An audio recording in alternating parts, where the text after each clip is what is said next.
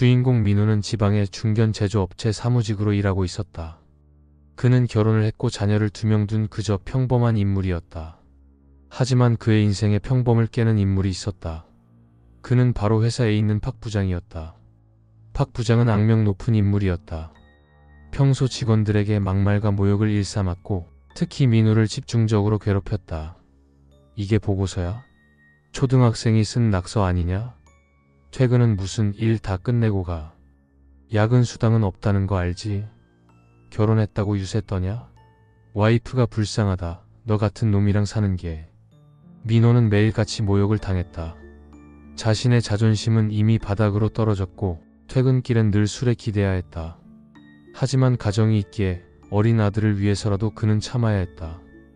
회사 생활이란 원래 다 그런 거라며 스스로 위로했지만 상사의 언행과 폭력은 도를 넘고 있었다. 회식 자리에서 술을 강제로 먹이고 박 부장이 술에 많이 취한 날엔 민우의 정강이를 발로 차고 뺨을 때리는 등 폭력도 일삼았다. 회의 중 열이 받으면 끓고 있는 커피포트를 민우에게 집어던져 크게 다치기도 했다. 그러던 어느 날 박 부장이 교통사고로 갑작스럽게 세상을 떠났다. 소식은 전 직원에게 충격이었다. 그러나 민우의 심정은 복잡했다. 겉으로는 애도의 표정을 지었지만 속으로는 해방감이 일렁였다. 이제 그 지옥에서 벗어나나? 하는 안도감이 들기도 했다. 회사는 곧바로 조문 일정을 잡았고 직원들은 단체로 장례식장으로 향했다. 장례식장 안은 침통한 분위기였다. 직원들은 조용히 영정 앞에서 절을 하고 상주의 슬픔을 위로했다. 모두가 술잔을 돌리며 고인의 명복을 빌었지만 민우의 마음은 달랐다. 그는 술이 들어가자 그간 쌓인 분노가 터져나왔다. 에이, 그 인간 진짜 죽고 나니 세상이 좀 살만하다. 내가 당한 거 생각하면 아직도 열불나. 맨날 욕하고 사람을 노예처럼 부려먹고 천벌 받으니까 이렇게 간 거지 뭐. 저 인간 내가 뭔 일 당할 줄 알았어. 아주 쌤통이다. 잘 뒤졌어. 아주 그냥. 아마 지옥에서도 입으로 사람 잡고 다닐 거야. 아하. 그의 목소리는 점점 커졌고 조문 온 다른 동료들은 당황해 고개를 돌렸다. 누군가는 그의 팔을 붙잡으며 말했다. 야, 그만해. 박 부장 가족들 지금 네 말 다 듣고 계셔. 민우는 오히려 더 큰 소리로 박 부장 가족까지 조롱했다. 그런 놈 가족들이면 다 똑같은 놈들 아니냐? 들으라 그래.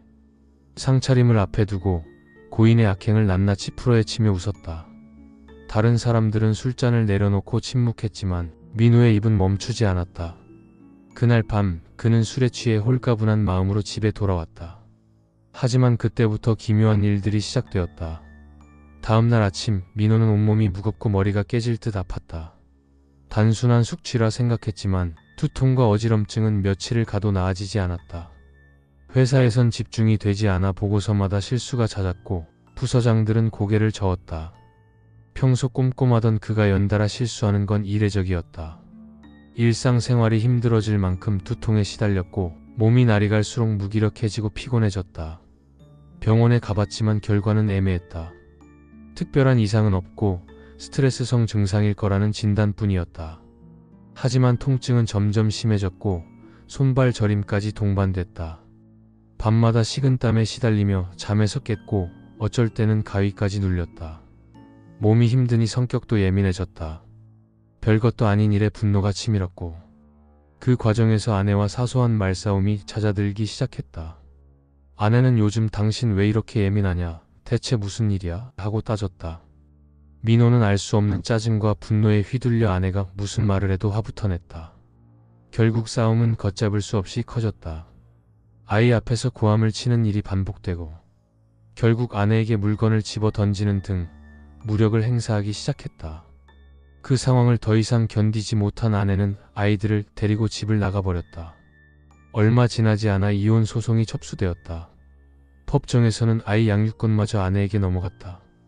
민우는 순식간에 가족을 잃었다. 회사에서도 그의 평판은 무너졌다. 상사의 장례식장에서 했던 언행이 동료들 사이에 소문처럼 퍼졌고 사람들은 그를 피하기 시작했다. 프로젝트는 계속 실패했고 실적은 바닥을 쳤다. 결국 회사는 구조조정을 이유로 민우를 내쫓았다. 집과 직장, 가족, 건강까지 모든 게 한꺼번에 무너졌다. 민우는 매일 술에 의지하며 살았다. 하지만 마실수록 몸은 더 망가졌고 꿈에서는 박 부장이 나타나 비웃었다. 너 아직도 네가 잘한 줄 아냐? 내가 죽어서도 네 인생 다 박살 내놓을 거야. 밤마다 박 부장이 나와 민우를 괴롭혀댔고 땀에 젖어 깬 새벽마다 민우 숨이 막혀 벌떡 일어나야 했다. 그렇게 페인처럼 술만 먹으며 지내던 어느 날 민우의 어머니가 그의 집을 방문했다. 어머니는 어지러진 집과 언제 씻었는지도 가늠이 안 되는 아들의 몸 상태, 그리고 집안에서 풍기는 썩은 냄새에 기겁을 하시곤 아들에게 언제까지 이렇게 살 거냐고 다그치셨다. 그리고 명함을 하나 거실 테이블에 놓으시고는 여기 한번 찾아가 봐라. 병명도 안 나오는 거 믿져야 본전이니까 마지막으로 엄마 말 들어라. 한마디 내뱉으시고 그대로 집을 나가셨다. 어머니가 한바탕 호통치고 나간 집안은 또 다시 고요해졌다. 민우는 어머니가 놓고 간 명함을 들여다보았다. 무당집 전화번호와 주소였다. 평소 사주도 관심 없고 무당이라고는 아예 신경도 안 썼던 민우였다. 이 딴 데를 왜 가라는 거야? 한마디 외치고서는 그대로 명함을 구긴 뒤 허공에 집어던졌다. 그날 밤 또 다시 악몽이 시작됐다. 꿈속에 박 부장이 나타나 민우의 목을 조르고 입이 찢어질 듯 크게 웃어댔다. 민우는 컥컥거리는 소리를 냈고 꿈인데도 불구하고 숨이 막혀 진짜 죽을 것 같다는 느낌이 들었다. 그때 요란한 음악 소리가 들렸고 그 소리에 민우는 발작하듯 벌떡 일어났다. 창가에는 햇빛이 들어오고 있었고 음악 소리는 계속 들렸다. 전화벨 소리였다. 얼굴에 흐르는 식은땀을 손으로 닦으며 전화기를 들었다. 어머니였다. 엄마가 말한 곳 연락해봤니? 무심하게 나가신 어머니였지만 아들 걱정되는 마음에 다음날 바로 전화를 하신 거였다. 제가 알아서 할게요. 걱정 마세요. 민우는 퉁명스럽게 말하곤 전화를 끊었다. 간밤에 땀을 많이 흘려서인지 갈증이 났고 물을 벌컥벌컥 마셨다. 그때 꿈에 보였던 박 부장이 순간 생각나더니 몸이 그대로 경직돼 바로 사례가 들려버렸다. 민우는 캑캑거리며 연신 기침을 해댔고 5분 정도가 지나서야 진정이 됐다. 그렇게 바닥에 털썩 주저앉아 멍하게 있던 중 구겨진 상태로 바닥에 널브러져 있는 명함이 눈에 들어왔다. 민호는 명함을 보자마자 홀린 듯 기어가 구겨진 것을 다시 펼쳤다. 그리고 바로 그곳에 전화를 걸었다. 저 좀 살려주세요. 그렇게 민우는 명함에 적힌 주소를 찾아갔다. 그곳은 빨간 벽돌로 지어진 그저 평범한 주택이었다. 점집이라는 간판도 안 보여서 주소를 잘못 찾아온 건가 하고 명함에 나온 주소와 휴대폰에 나온 지도를 번갈아 봤지만 여기가 확실했다.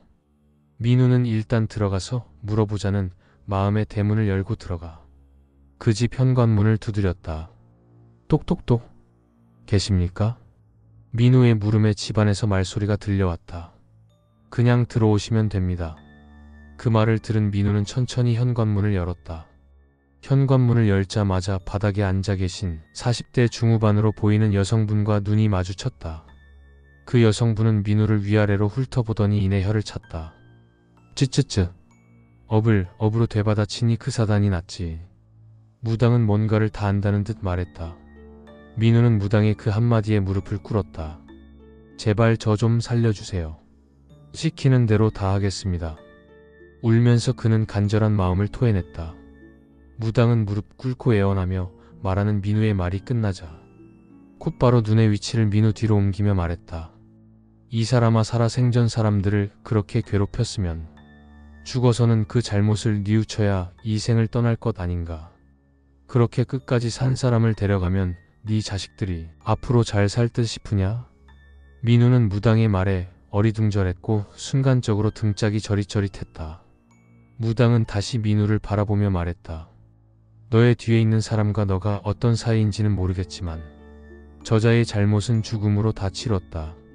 너는 네가 죄를 짓고 죄값을 다 치른 후에도 사람들이 너한테 손가락질 한다면 기분이 어떻겠냐? 억울하지 않겠니? 무당의 말에 민우는 되려 화가 났다.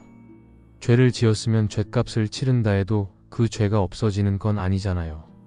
무당은 민우의 답변에 그 말 할 줄 알았다는 표정을 지으며 말했다. 그래, 너의 말대로 죗값을 치룬 자는 그 죄를 다 씻었다 생각할지 몰라도 사람들은 그를 기억할 때 죄를 지은 사람으로만 남겨져 있다. 하지만 모든 이들이 너처럼 대놓고 그 사람에게 손가락질하지 않는다. 살아있는 동안 사람들이 하는 말과 행동 그 모든 것이 다 업으로 남는다. 그 업은 죽어서 벌으로 받기도 하고 상으로 받기도 한다. 너의 그 악랄한 말들이 칼이 되어 저자의 가족들 마음에 꽂았다. 저자의 가족들이 너에게 해를 끼친 것도 없는데 칼을 꽂았으니 너는 그저 너의 업으로 벌을 받는 중인 것이다. 저자의 가족들이 받는 고통은 곧 저자의 업인 것이고 이 모든 게 순리인 것이다. 마치 그 장례식 자리에 있었던 것처럼 말하는 무당의 말에 민우는 머리가 멍해지고 두통이 몰려와 아무 말도 할 수 없었다. 너는 죽어도 벌써 죽었을 팔자인데 지금 일이 살아있는 것을 보니 열심히 살고 저승에 가신 너의 조상님 업으로 연명하는지만 알 거라. 죽었을 팔자라는 말에 민우는 정신이 바짝 차려졌다. 제가 뭘 어떻게 하면 될까요? 어떻게 하면 다시 예전처럼 평범하게 살 수 있을까요? 아내도 자식들한테도 너무 미안하고 너무 보고 싶습니다. 민우는 지난 과거의 자신의 모습을 생각하며 오열하듯 말했다. 업은 업으로 갚아야지. 당장 너의 뒤에 있는 저자의 가족들을 찾아가서 빌 거라. 정말 진심을 다해서 너의 잘못을 사죄해. 무당은 꾸짖듯 말했고 민우는 무당 입에서 나오는 말 하나하나가 무섭고 서늘하게 느껴졌다. 그렇게만 하면 끝날까요? 민우의 말이 끝나기가 무섭게 무당이 더 큰 목소리로 호통쳤다. 끝. 너가 아까 말하지 않았니? 죗값을 치렀다고 죄가 씻어지는 건 아니지 않냐고. 그래. 죄는 절대 없어지지 않는다. 그렇기에 너는 평생을 괴롭게 살 것이다. 하지만 그 죄를 인정하고 평생 죗값을 치른다고 생각하고 너의 약한 마음을 선한 마음으로 바꾼다면 네 자식한테나마 그게 업으로 남을 것이다. 민우는 무당의 말을 듣고 생각에 빠졌다. 평생 이렇게 살아야 한다고? 평생을? 그런 생각을 함과 동시에 가족들 얼굴이 눈앞에 아른거렸다. 가족. 내 가족이 행복할 수만 있다면 나 하나쯤은 불행해도 괜찮겠다는 생각이 들었다. 그렇게 민우는 무당집을 나와 다니던 회사 동료에게 물어물어 박 부장 가족이 사는 집으로 찾아갔다. 초인종을 누르는 손가락 끝이 미친 듯이 떨렸지만 망설임 없이 벨을 눌렀다. 박 부장 아내가 문을 열어주었고 민우는 곧바로 무릎을 꿇고 장례식장에서 자기가 내뱉은 말에 대해 읊으며 진심을 다해 사과했다. 민우는 자기가 이런 말을 꺼내면 욕을 한 바가지 들을 줄 알았다. 단단히 각오하고 찾아왔다. 하지만 박 부장 아내는 되려 자기가 대신 사과한다고 울면서 죄송했다고 말했다. 민우는 그제서야 더 확실하게 느껴졌다. 자기가 박 부장 가족에게 꽂았던 칼이 마음속에서 얼마나 난도질 당하고 있었는지 말이다. 박 부장님은 잘못 없습니다. 못난 제 탓입니다. 제가 부족해서 그랬습니다. 사과하지 말아 주십시오. 제가 다 잘못했습니다. 민우는 무릎을 꿇은 자세로 얼굴을 땅에 파묻으며 오열하듯 말했다. 그의 울부짖는 소리가 하늘에 있는 구름까지 닿는 듯 했다. 그렇게 그날 박 부장 아내와 민우는 세상이 울릴 듯 울었다. 그렇게 시간은 하루하루 흘렀다. 민우의 마음속엔 민우가 사라졌다. 민우의 마음속엔 그를 걱정하는 어머니 그리고 미치도록 그리운 와이프와 아이들이 자리 잡고 있었다. 민우는 오로지 가족들을 위한 삶을 살겠다고 스스로 다짐했다. 민우는 다시 일자리를 구했다. 그곳에도 평범함은 없었다. 사수는 민우보다 어린 사람이었지만 그럼에도 불구하고 버릇 없는 말과 행동을 일삼았다.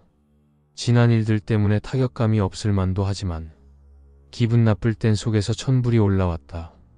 하지만 민우는 이젠 안다. 업은 업으로 돌아온다는 것을. 그렇기에 죽을 만큼 괴롭진 않았다. 그렇게 민우는 현재 누군가에게 건네줄 상을 받기 위해 벌을 받으며 살아가고 있다.